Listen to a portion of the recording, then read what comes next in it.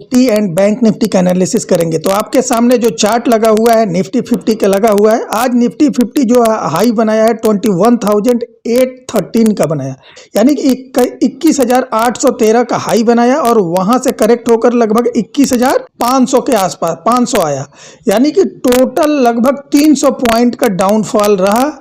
और आज जो क्लोजिंग दिया है निफ्टी वो अपने सपोर्ट के पास दिया है, जहां 500 पर 21,500 पर सबसे ज्यादा सपोर्ट है, वहीं पर सबसे ज्यादा पुट राइटिंग है, वहीं पर क्लोजिंग दिया है जस्ट। और सबसे बड़ा जो रेजिस्टेंस है 21,700 पे है, ठीक है। उससे 100 पॉइंट ऊपर हाई बनाया, लेकिन वहां पर टिका नहीं, वहां से बाजार 300 पॉइंट गिरा। तो ये चीज, ये सारे जो है अब कल आज के डेट में जो यूएस की फेड मीटिंग होना, फेड मीटिंग में, तो उसके अनुसार ही कल मार्केट खुलेगा, गैप अप या गैप डाउन। तो आपको ध्यान देना होगा कि अगर निफ्टी जो है 21,500 के नीचे जब ट्रेड करेगा तो बड़ी गिरावट आ सकती है और फिर 21,200 250 के आसपास आ सकता है, ठीक है।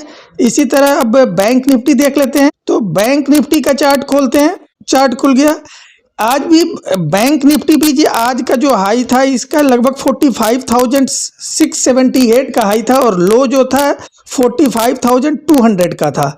तो लगभग ये इसमें भी 500 पॉइंट का लगभग इसमें भी मूवमेंट रहा। तो बैंक निफ्टी और निफ्टी दोनों में लगभग काफी आज वोलेटाइल रहे। तो एक चीज आपको ध्यान रखना है कि निफ्टी का, बैंक निफ्टी का भी जो सपोर्ट है सबसे बड़ा 45,300 पर है और 45,400 पर है, यानी दोनों पर पुट राइटिंग सबसे ज्यादा है, 300 पर भी और 400 पर। और रेजिस्टेंस सबसे ज्यादा 45,500 पे, यानी कि मात्र जो स्पेस है 100 पॉइंट का। बैंक निफ्टी में एक चीज आपको ध्यान रखना है कि फेड मीटिंग का जो भी रिजल्ट आएगा, अगर इंटरेस्ट रेट में कोई कटौती होगा तो बैंक निफ्टी में तेजी आ जाएगी। अगर इंटरेस्ट रेट में कोई कटौती नहीं होगा तो बैंक निफ्टी में फिर गिरावट आएगा और निफ्टी में तेजी आएगी। क्योंकि अगर इंटरेस्ट रेट नहीं बढ़ेगा, इंटरेस्ट रेट नहीं कटेगा, इंटरेस्ट रेट अगर नहीं कटेगा, कोई कटौती नहीं होगी, तो जो बॉन्ड यील्ड है, इन्फ्लेशन है, वो डाउन होगा, जिसके कारण निफ्टी में तेजी होगी और आईटी शेयर में तेजी होगी। अगर इंटरेस्ट रेट में कटौती होगा तो इन्फ्लेशन बढ़ेगा, बॉन्ड यील्ड बढ़ेगा, तो निफ्टी में गिरावट होगी और बैंक निफ्टी में तेजी होगी। ये आपको ध्यान रखना है। अब थोड़ा सा करेंसी कमोडिटी देख लेते हैं। तो कमोडिटी में देखते हैं, क्रूड ऑयल जो है 76 के पास कंसोलिडेट कर रहा है और ब्रेंट ऑयल भी 81 के पास कंसोलिडेट कर रहा है, ठीक है। नेचुरल गैस 1% तेज है। अब थोड़ा सा करेंसी देख लेते हैं। क्रूड ऑयल थोड़ा सा चेक करते हैं इसका चार्ट, जो इसमें कोई गिरावट आ सकता है, कितना बुलिश है ये। तो क्रूड ऑयल देखिए, क्रूड ऑयल में ऊपर से गिरावट आया है लगभग 78 से और नीचे कंसोलिडेट कर रहा है। तो अभी भी ये कमजोर नहीं लग रहा है। पूरे 1 मंथ का चार्ट हमने लगाया है, ठीक है। 1 ईयर का लगा के देखते हैं तो ये कंसोलिडेट कर रहा है और मजबूत लग रहा है। ये ऊपर में अभी 80 तक जा सकता है, ठीक है। और आज जो फेड का जो रिजल्ट आएगा उस पर, उससे भी मायने रखेगा। तो अब क्रूड ऑयल हमने देख लिया। अब थोड़ा सा हम देखेंगे करेंसी। तो करेंसी में क्या देखेंगे, डॉलर इंडेक्स देखेंगे। डॉलर इंडेक्स जो था पिछले दिन काफी भी, प्रीवियस डे काफी 103.5 के आसपास था, वहां से कुछ करेक्ट हुआ है। 1 मंथ के चार्ट पे देखते हैं तो ये यहीं पर अभी कंसोलिडेट कर रहा है, इस रीजन में कंसोलिडेट कर रहा है। 102.8 से लेकर 103.5 के बीच में कंसोलिडेट कर रहा है। तो इस पर भी अंतर पड़ेगा। आज फेड मीटिंग का जो भी रिजल्ट होगा इसका इस पर भी प्रभाव पड़ेगा। अब थोड़ा सा हम लोग देखेंगे बॉन्ड्स।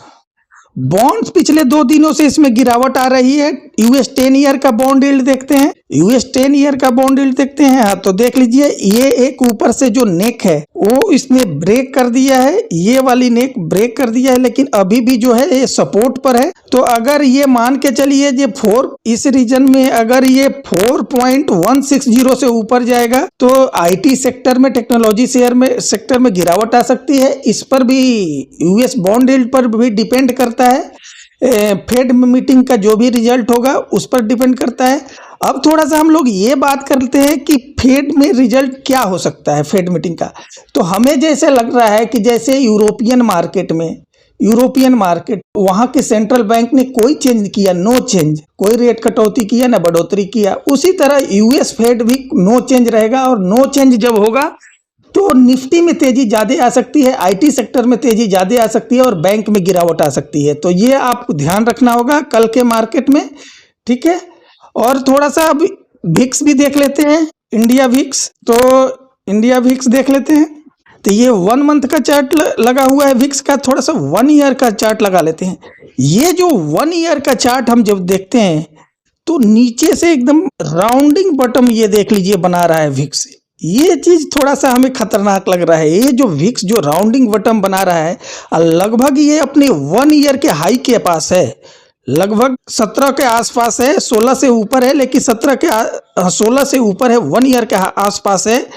तो अभी तो मान लीजिए कमिंग डेज में 1 फरवरी को इंडियन मार्केट जो है, इंडियन गवर्नमेंट का बजट जो आएगा उस पर कुछ रिएक्ट करेगा, लेकिन बजट में कोई खास है नहीं क्योंकि ये कम्प्लीमेंट्री बजट है, ठीक है।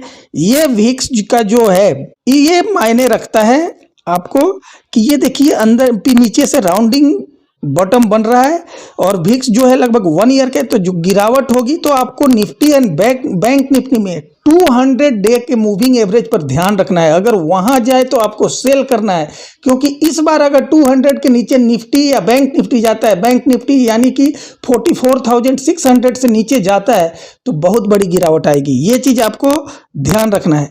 और एक चीज आपको और चीज दिखाते हैं, ग्लोबल इंडेक्स। ग्लोबल इंडेक्स क्या है? Singapore MSCI।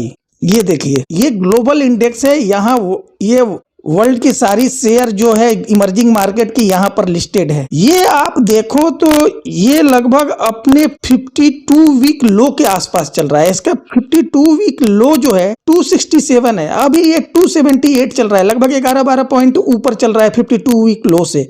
तो ये चीज आपको ध्यान रखना है।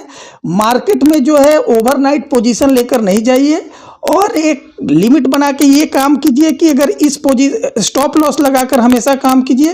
और शॉर्ट के तरफ आपका हमेशा झुकाव होना चाहिए कि मार्केट में कभी भी बड़ी गिरावट आ सकती है। ये हमें सिंगापुर MSCI से भी मिल रहा है।